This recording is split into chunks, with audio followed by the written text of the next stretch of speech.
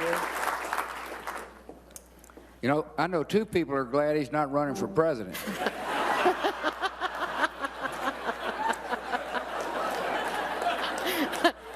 Hey, that was my line. All right.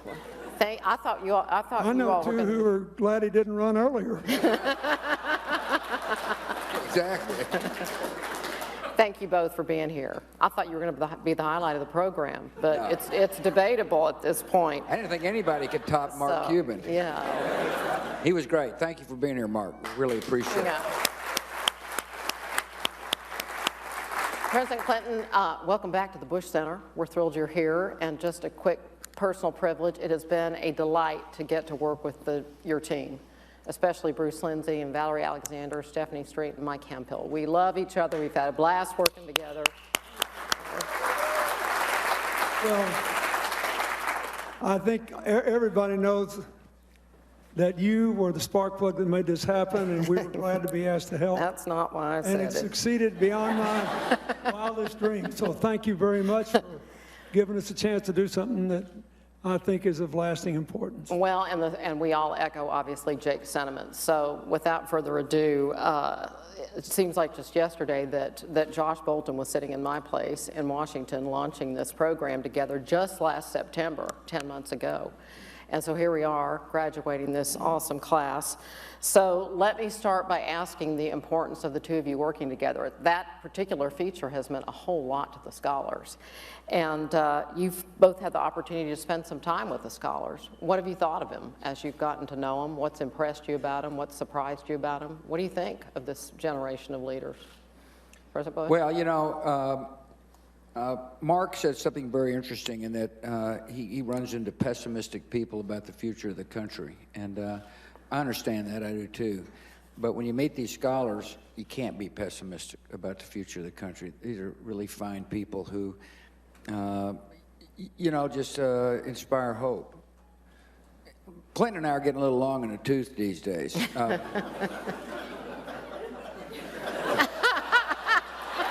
This is the 1 month of the year when he's older than me. So speak for yourself.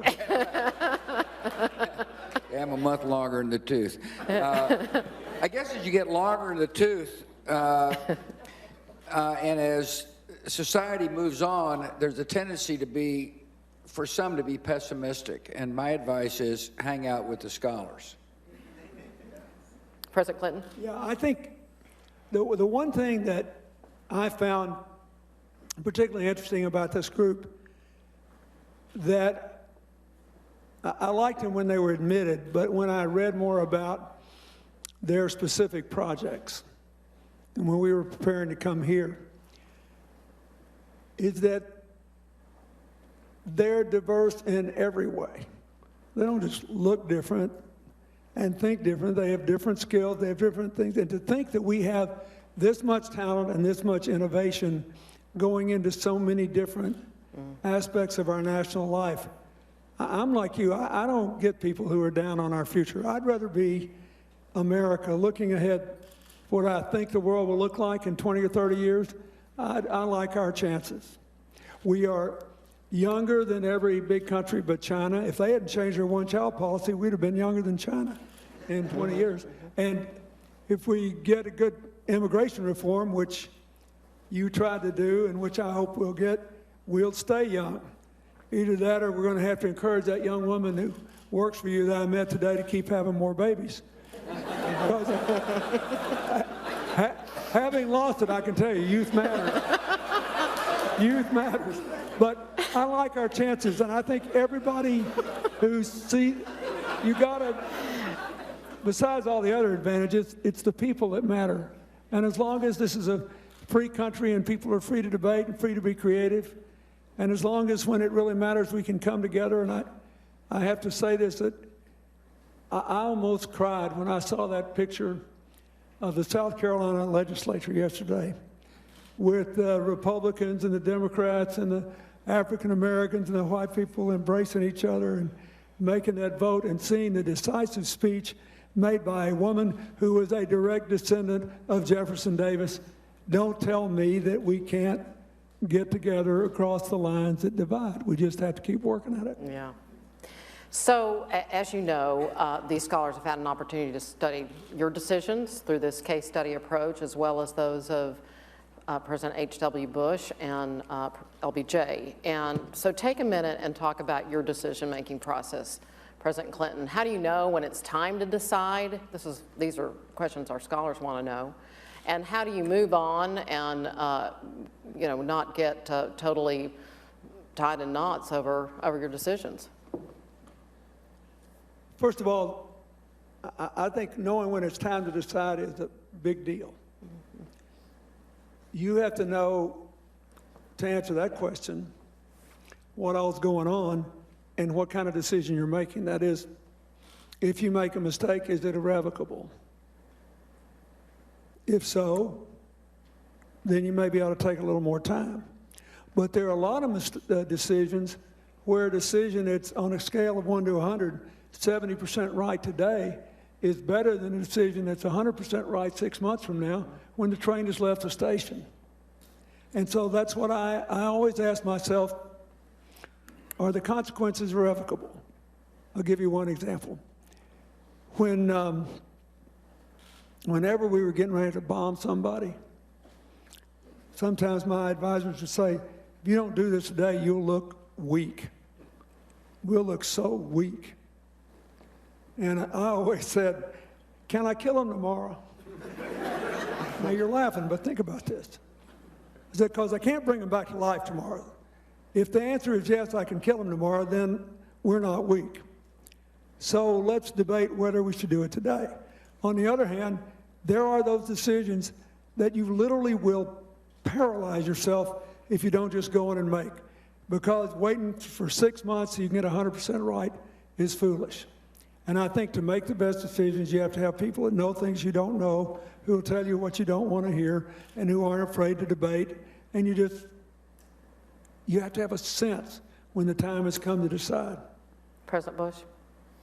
Well, he's a lot of wisdom there, but sometimes at least during my presidency, the circumstance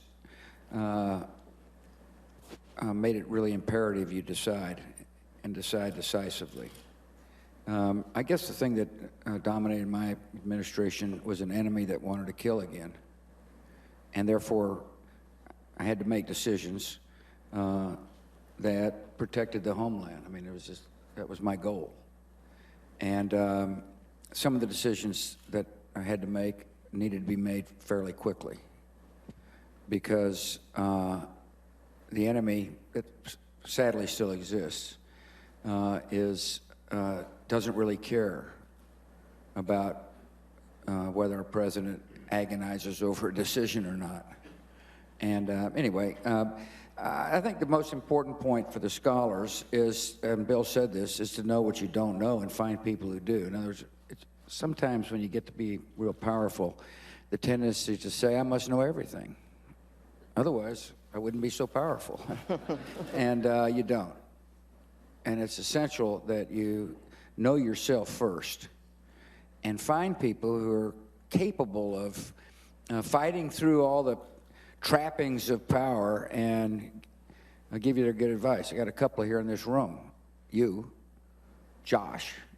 I mean, people like that I don't think would have served in my administration if they felt their primary job was to make me look good, which was an impossible task to begin with.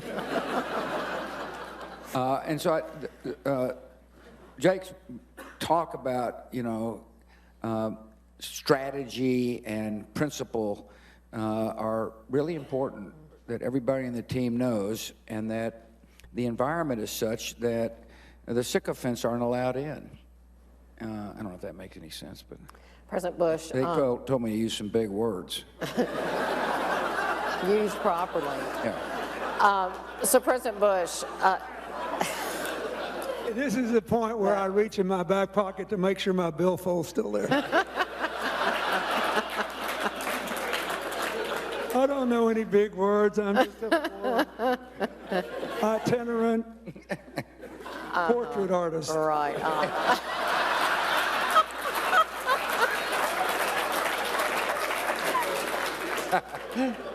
President Bush? Yes. Okay. So the scholars read your father's book about relationships and building relationships Yeah, over my time. only question is, why didn't they read mine? They did. Oh, they they did. did. They did. Good, They thank did. you. And but it talked about obviously his letter writing and his development of relationships over many years, not just when you need something, but Right. you know, over time. And so talk about what they should learn from your dad and how you all have developed relationships. Well, one of the most over the years. remarkable relationships that I described in the book called 41, which a lot of copies in the store over here, was a relationship that Bill had with my dad. So losing an election isn't fun. I've lost one, you've lost one. He lost one to him. And yet they ended up having a friendship. So you got to ask the question, how does it happen? How did, like, what people think are bitter enemies in the political arena able to put aside victory and defeat? I think in Dad's case, that winning and losing an election was not the most central thing in his life. The most central things in his life turned out to be his faith and his family. And therefore, if it makes it much easier to deal with disappointments on the daily occurrences of life. Secondly, it helped a lot that Bill was so gracious. In other words, it's important to be a humble winner. And I find that relationship to be very instructive. That's why I spent a fair amount of time in Chapter 7 on it. So one of my favorite stories, for those of you who haven't heard this and didn't read the first book I wrote, was when I introduced Putin to Barney. Now, Barney was our Scottish Terrier, and he dissed him. He basically kind of body language said, "You call that a dog?" And it really, frankly, to the extent that it hurt my feelings, I didn't let him know. Anyway, so a year later, Putin says, "You want to meet my dog?" And I said, "Sure." Outbounds this giant Russian hound. And Putin looks at me and says, "Bigger, stronger, and faster than Barney." Now, you could take umbrage at something like that, but so the point of the story is I learned a lot about Putin then. The guy said, "My dog is bigger than your dog," you know? It's instructive. The lesson is listen carefully to what others say. Don't prejudge their sentiments, and let them speak. And 41 was a great personal diplomat because he listened to the other person a lot. President Clinton, when you were with the scholars in Little Rock, you had a great discussion with them, and you said that if you don't have respect for your adversary, if you don't believe that the other guy is well-intended, means to do right, then you're not going to get very far with them. What are some of the ways that you've worked to understand the other guy's point of view, the other person's point of view? Well, I think I said this when we had the opening of the presidential, all these folks. I can't remember the launch. Anyway, my family raised me to believe in a storytelling culture, and I couldn't tell one till I could listen to one and reiterate it. And one of the most enduring stories of my childhood was my 8th grade science teacher, who was not an attractive man, telling me that none of us would ever remember anything we had in 8th grade science. So we should remember this. He said, "Every day I get up and I start the day in the bathroom throwing water in my face, putting shaving cream on, shaving, then washing my face off, and I look in the mirror and say, 'Vernon, you're beautiful.'" And he said, "You just remember this. Everybody wants to believe they're beautiful. If you remember that, it'll take you a long way." And I have tried to remember that. And I remember this one other quick example. The loss of trust is paralyzing this country and this world. 20 years ago, this fall, Prime Minister Yitzhak Rabin was murdered by a fellow Israeli because he presided over the first big handover of land in the West Bank to the Palestinians. The whole thing was nearly screwed up because one of the maps they were signing said a road belonged to Israel that Arafat thought was his. I told them to go in and fix it, figure out what the truth was, but we were late and the World Press Corps was waiting. So they walked out, and Rabin says, he's right, that road should be his. It was a road to Jericho around a Christian monument. I said, well, what are we going to do? He said, Arafat says, we're going to go sign the maps. I said, now you realize we signed these maps, they belong to Israel as a matter of international law. And Arafat, for all of his faults, and he had a lot of them, looked at me and he said, oh, Rabin's word is worth more than any written contract. He said, yeah, I'm going to give him the road tomorrow. And he did. Now, you cannot imagine somebody doing that today over there, can you? I'm telling you, if people trust each other, everything else is possible. And if they don't, I don't care how good an argument they make, how many people they listen to, it's very hard to get anything done. So for both of you, in Austin, the LBJ Library did a terrific job of hosting them, and the scholars had the opportunity to learn about communication. Of course, LBJ is well known for his physical presence and his relentless style and so forth, and they listened to the tapes of him talking in real time to Martin Luther King and Everett Dirksen and so forth as he negotiated the Voting Rights Act. So talk about your persuasive style and how you adapt it to a particular situation, when to push, when to cajole, when to hold, when to fold. President Clinton. Well, sometimes, first of all, you got to know who you're trying to persuade. When I was working with other world leaders, I never, consciously at least, made an argument for what was in America's interest. I always told them why what I thought was right for America was in their interest. In other words, these other people didn't hire on to help you or this country. They hired on to help their people and their perception of it. So I think whenever you're arguing with someone else, first it proves you listen to them. You have to listen very carefully to other people, but if you should always make the argument in terms of their interest. When I was trying to persuade in Congress, I tried to figure out if there was anything they wanted that I could in good conscience give them. And if there was, I did it. And sometimes we were right at the border of the definition of in good conscience. There's a reason Mark Twain said the two things people should never watch being made are sausage and laws. And I think it was a mistake to get rid of these earmarks because it's harder for the president to argue. And I think sometimes Congress knows better than federal employees what the best way to spend money is in their districts. So anyway, I think it's different for different conditions, but first you got to be able to listen who it is you're trying to persuade and see if you can respond on the merits or changing the subject. President Bush, I've watched you do this for years. Yeah. And you're real good at it. Thank you. Talk about Why? How you persuade people.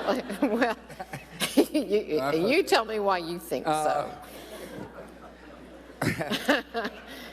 I think that it is important to earn capital to spend capital. In other words, I can remember on the tax cut plan, trying to get out of the recession, that I would go to a state where I had done well politically, and well, Ben Nelson, he was a Democrat senator in Nebraska, frankly an endangered species, and so I went to his state. Flew him down on Air Force One, as I recall, and did a tax cut event with him there, and trying to get his vote, and we got it. I think that, so my only point is you can earn capital all kinds of ways in the political process. There are some people that are just not going to vote with you at all, and so it's frankly important not to waste your time. On the other hand, I do think it's important to create an environment amongst even those who are less likely to vote for you to of cordiality. I mean, one of the most unique relationships I had was with Ted Kennedy. A lot of it had to do with you. And there were some issues we could agree on, a lot of issues we didn't agree on, but I knew when to try to convince him on what issues. In other words, you got to know the people you're dealing with. Mm-hmm. Republicans were generally easier for me to work with, particularly when I was riding high. A little more of a challenge after '06. But it turns out that if you're polite, kind, considerate to people, they're a lot more likely to listen to you. Give an example of that on the international stage, that sort of persuasive, and when we're watching the debate, the negotiations on the deal right now, but talk about use of that persuasive style in an international setting. Well, by the time the issues get up to the president, there's been a lot of persuasiveness going on. Mm-hmm. That's what you have a Secretary of State for and a National Security Council for. And generally, the issues are pretty cooked by the time you get there. And always, well, just a lesson, and I know Cuba knows this, never negotiate principal to advisor unless you're the one providing the advisor. In other words, you always want somebody playing their hand, and the person has to go back and say, well, I got to make sure Bush okays it. And so I never got myself in a position where the person said, well, I've got to get back to my principal. So always go principal to principal if you're negotiating. Never go, you're the principal to it with a non-principal. I don't know if I've confused that or not. Yeah, no, you understand it? Yeah. Well, then they'd understand it. Yeah. And so, I'm kind of avoiding your question. Okay, I'll move on then if you'd like me to. So I got to know these. Look, I had 26 meetings with Putin, one-on-one, more or less. I think, I'm not exactly sure. And every one of them started with, "How's your family?" So Laura and I went to his house, met his little girls, and there's, a dad loves to talk about his kids and his daughters, and so I started off, "How's your daughters doing?" No matter how difficult the subject would be, the whole purpose was to try to create, a human bridge, a connection, and then we'd get to the issues at hand. So one of our scholars observes that obviously you all have an authentic friendship. You spend time together and really enjoy it, and I know you know some of the folks that are running for president. And so the question is, what are your thoughts on the way that the candidates can elevate the discourse so that it's foundational for governing? And then tell a few stories from the campaign trail. You've been on it for many years, both of you. Yeah. President Bush, you want to start? Well, I think the discourse generally is lowered by surrogates. And the internet is a brutal place these days for political figures because there's a high degree of anonymity. There's no personal responsibility whatsoever. People can say whatever they want to say, and it kind of becomes currency. I suspect, I know Jeb, and I'm confident Secretary Hillary will, elevate the discourse. I can't attest to their surrogates. I can attest to this surrogate. I'm not going to be a surrogate, but it's. But look, I think American people expect to be, some sharp elbows in a campaign. I think what really discourages them post-campaign, that the inability to govern in a way that is, is congenial, and hopefully that'll change. It tends to go in cycles, by the way. Yeah. President Clinton, then we'll get to some funny stories. I may be naive. They say you get naive when you get long in the tooth. But, I think they ought to have these debates, both in the Republican primary and the Democratic primary. And I think that I expect it to be very vigorous in the primaries, and then whoever wins the 2 primaries will have a hard debate. But they need to keep in mind that what we are trying to do is to take the advantages America has, and as Mark Cuban said, we talked about it, we're well positioned, but we haven't proved yet that we can solve the problem that's bedeviling the world. That is, that we can create so many jobs that we have a large percentage of our workforce in, and we can have shared prosperity. And we ought to show respect for the debate by trying to be as specific and clear as we can about the policy choices before us. And we can trust the American people and ennoble the process just by saying, look, it's not that simple. If it were simple, we'd already done it. But these are the 5 things we think are most important, and this is what I would do about them. I think the more we can keep it on that, and the less we can just do what I see in so much in the media today is this sort of culture of anger and resentment. We got to reside, kind of rise above anger to answers. It resides above resentment to a real response. Because if you get this job, I can tell you, the next day, it doesn't matter what was wrong with your opponent in the election. Next day, you're on your own. You walk in there and you don't have somebody to debate you sitting behind the Oval Office desk with you, whichever desk you pick. You got to show up for work and make decisions. So that's all I hope. I hope we clarify for the American people that this is a big bunch of choices. They're not simple, but we can do it. Look, the quality of these young people proves it, and the inherent assets and the system of freedom and choice we have proves it, but we got a lot of tough decisions to make. That's all I really care about, besides I know who I'd like to win. But the more important thing for America is that we know what the heck we're deciding on, and we make a pretty good decision. So we're about to graduate these scholars. What advice do you have for them as they return to their communities? And obviously you heard Jake's call to action. What's your advice for them? Don't watch a lot of TV. Read like Mark Cuban. That actually act. Do things, and don't be afraid of failure. I'm not worried about this crowd. President Clinton? Yeah, I agree with that. The other thing I'd say is, if whatever it is doesn't work out, get up. I lost 2 elections. I was the youngest former governor in American history after the Reagan landslide. I had one guy appointed to the cabinet walk across Main Street in Little Rock to avoid being seen shaking hands with me for fear that the guy that beat me would fire him. That was a humbling experience.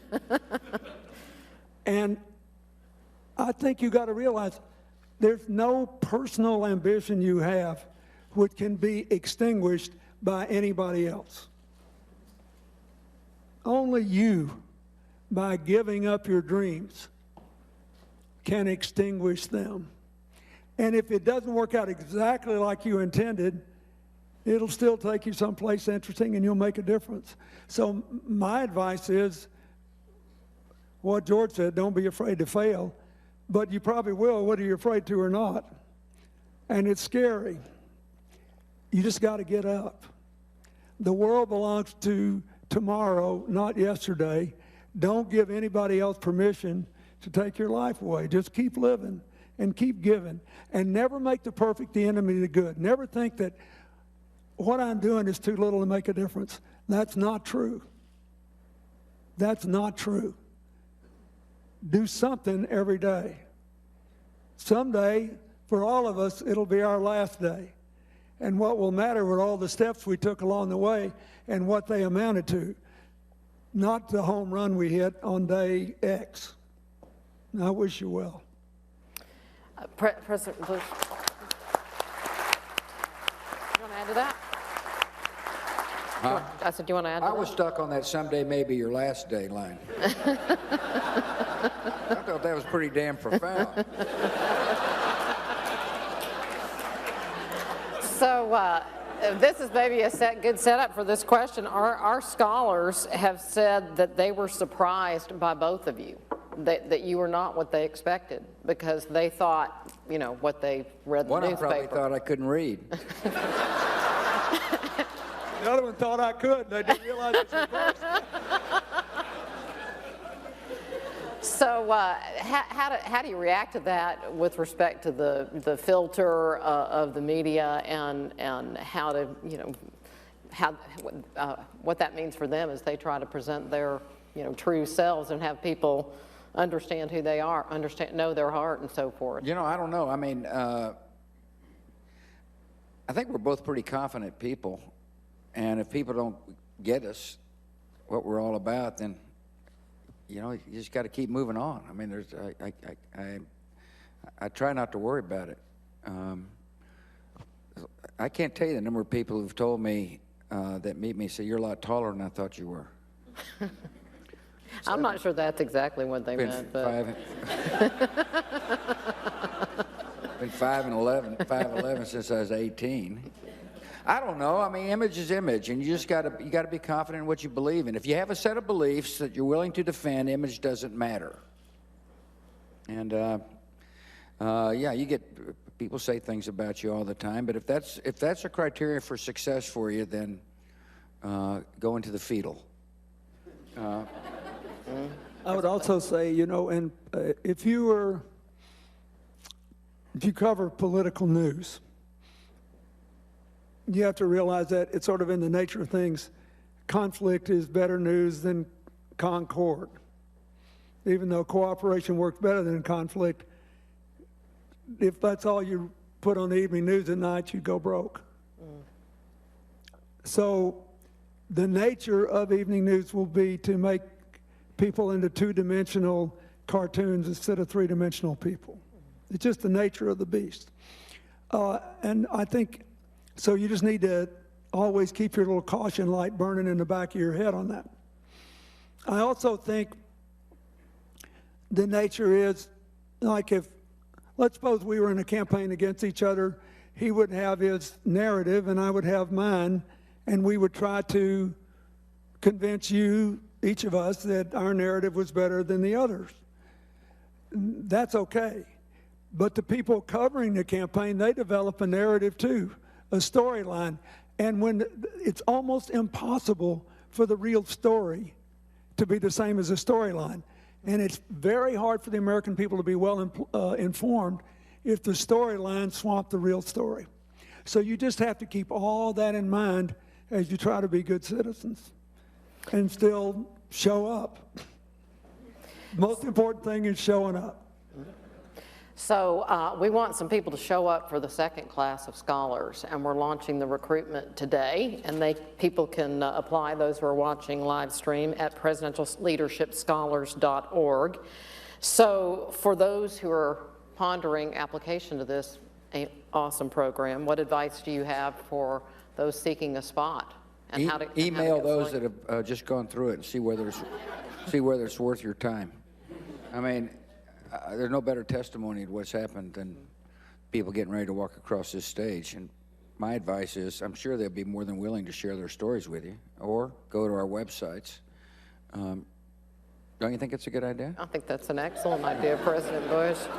President Clinton, what do you think? What advice would you have, or how should we? You're kind of running out of No, how should people distinguish? I thought you were going to have more stories. We're at the bottom of the barrel of the question. No. God, you know. Okay. Why don't you just get the graduation going? Okay. Well, but first I have to ask you about being a grandparent. And you're about to have a second grandchild. Yeah. Is that right? When we did this first time, when we started this program, he said to me that when you become a grandfather, you fall in love all over again. And that's what happened. Hillary and I have our granddaughter for 3 days. And I came down here and left her. It'd like to kill me today. But Hillary was ecstatic. And she wasn't a candidate for anything. She was grandmother of the year. And last night, my granddaughter, 9.5 months old, for the first time when I walked in the room, she said, "Oh, there's your granddad," and she turned around and pointed at me. That was worth more than anything anybody had said or done for me or paid to me or anything else, and I don't know about the Sundays. Everything you said about it is true. Yeah. Well, think you also last said night you're- my granddaughter spoke to me in Mandarin. What? What?